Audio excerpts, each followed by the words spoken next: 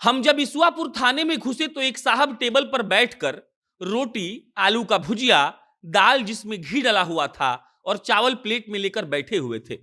हम सुबह से खाना नहीं खाए हुए थे और उस वक्त लगभग दोपहर का 12 बज रहा था, तो हमको देखकर लालच आ गया।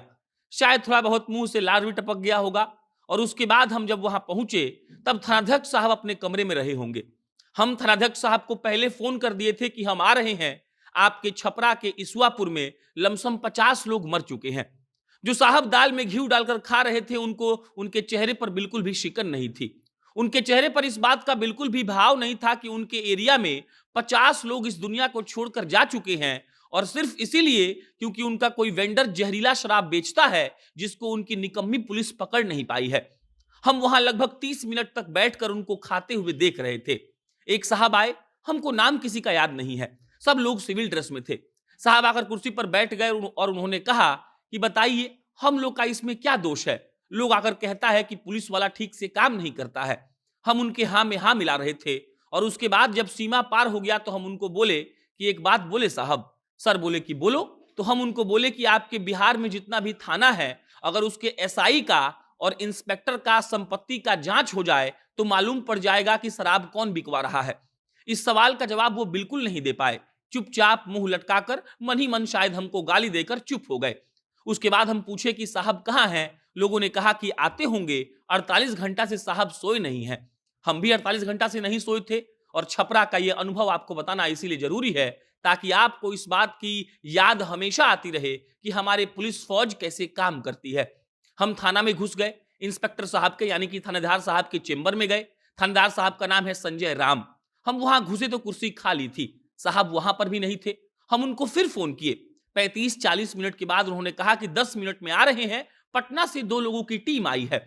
उसके बाद हम बाहर निकले तो पटना से आए 2 अफसर कुर्सी लगाकर एकदम से मौज में बैठे हुए थे। हमने उनसे पूछा कि आप लोग क्यों आए हैं? उन्होंने कहा तहकीकात करने, इस बात का पता लगाने कि आखिर छपरा में दारू कौन बेच दिया जिसके चलते 120 से ज्यादा लोगों की मृत्यु हो गई। हमने कहा कि आप इनको क्या कहेंगे? उन्होंने कहा कि थानेदार साहब को हम प्रोसेस बताएंगे, उनको समझाएंगे कि आपको क्या करना है। और उसी के 10 मिनट के बाद, मतलब मेरे पहुंचने के 45 मिनट के बाद, हमने देखा कि टोपी लगाए, एकदम से वर्दी पहने हुए संजय राम जी सीढ़ियों से उतर रहे हैं।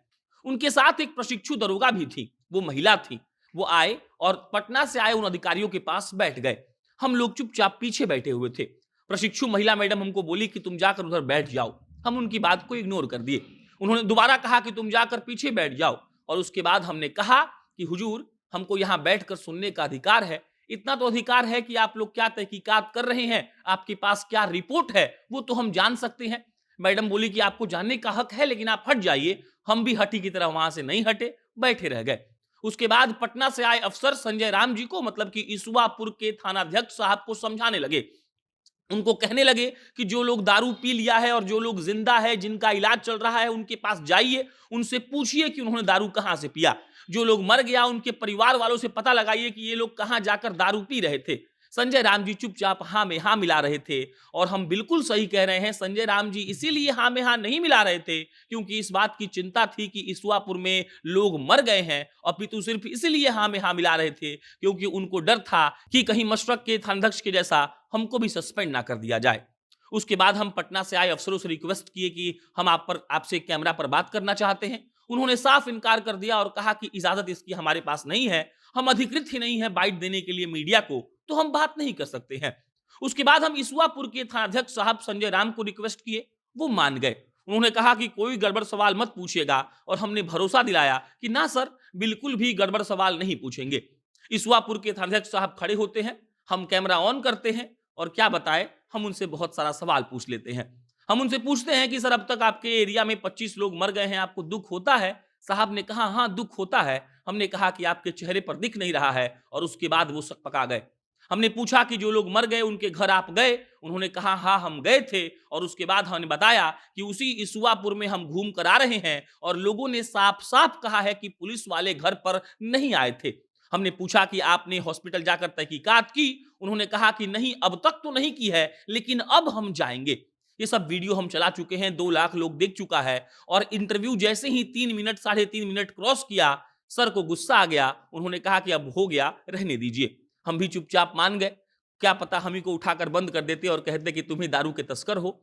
उसके बाद हम पूरे थाने में घूमे, हर जगह लोग अपना काम कर रहे थे। किसी को इस बात का मलाल नहीं था कि छपरा में इतनी बड़ी घटना घट गई है। किसी को इस बात से मतलब नहीं था कि छपरा में लोग मर गए हैं तो अब इस पर एक्शन लेना चाहिए। किसी को इस बात की चिंता नहीं थी, क्योंकि पता है उनको कि ऐसा रोज होता है। उनको यह भी पता है ऐसा रोज होगा और वो लोग इसके आदी हो चुके हैं।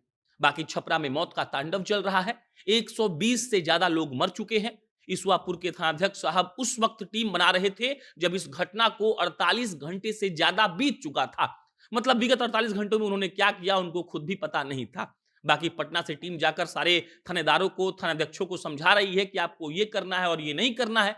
लेकिन किसी को इस बात से फर्क नहीं पड़ रहा है कि हमको क्या करना चाहिए और क्या नहीं करना चाहिए। बाकी मौत के तांडव का अनुभव इसीलिए बताना जरूरी है ताकि आपको मालूम चल सके कि जिस पुलिसिया फौज के भरोसे आप अपने घर का ताला लगाकर या फिर कभी कभी घर को खुला छोड़कर सो जाते हैं, वो पुलिसिया फौज कितनी मौज में दाल में घी डालकर मस्त खाती रहती है। धन्यवाद।